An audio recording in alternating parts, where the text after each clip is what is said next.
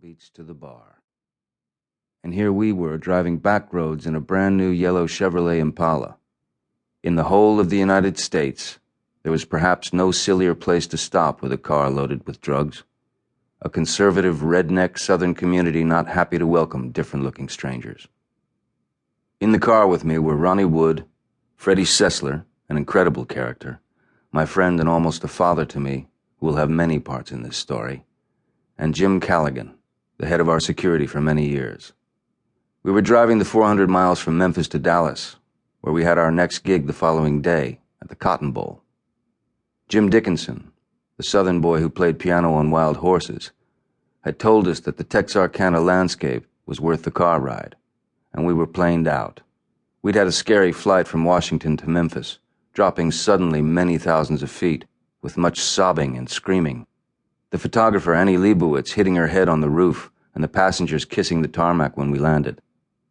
I was seen going to the back of the plane and consuming substances with more than usual dedication, as we tossed about the skies, not wanting to waste.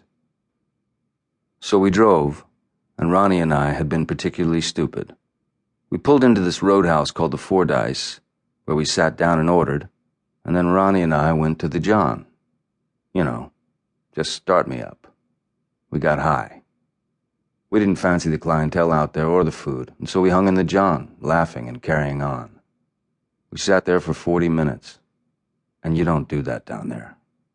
Not then. That's what excited and exacerbated the situation. And the staff called the cops. As we pulled out, there was this black car parked on the side. No number plate. And the minute we took off, 20 yards down the road, we get sirens and the little blinking light, and there they are with shotguns in our faces. I had a denim cap with all these pockets in it that were filled with dope. Everything was filled with dope. In the car doors themselves, all you had to do was pop the panels, and there were plastic bags full of coke and grass, peyote and mescaline. Oh my God, how are we going to get out of this? It was the worst time to get busted. It was a miracle we had been allowed into the States at all for this tour. Our visas hung on a thread of conditions, as every police force in the big cities also knew, and had been fixed by Bill Carter with very hard long-distance footwork with the State Department and the Immigration Service over the previous 2 years. It was obviously condition 0 that we weren't arrested for possession of narcotics, and Carter was responsible for guaranteeing this.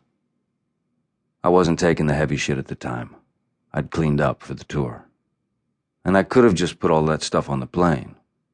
To this day, I cannot understand why I bothered to carry all that crap around and take that chance. People had given me all this stuff in Memphis, and I was loath to give it away.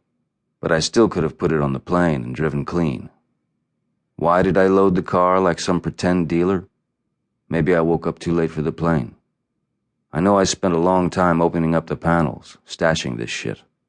But peyote's not particularly my line of substances anyway.